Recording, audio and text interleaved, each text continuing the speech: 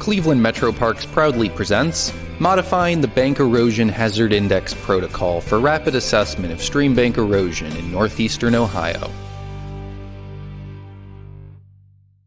Section 1. Introduction. Streambank erosion is a natural process. However, in excess, erosion can be a cause of major non-point source pollution from suspended sediment.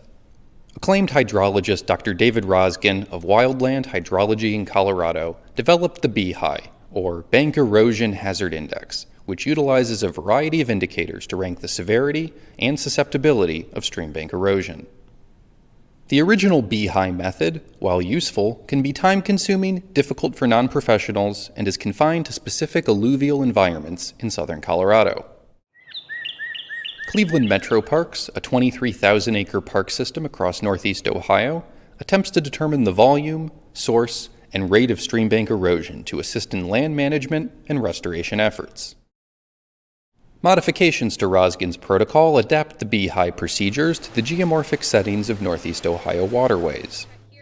Further alterations were made to enable citizen science volunteers to complete the BEHI protocol with introductory training. For more information on the original BEHI procedure, refer to the book Watershed Assessment of River Stability and Sediment Supply.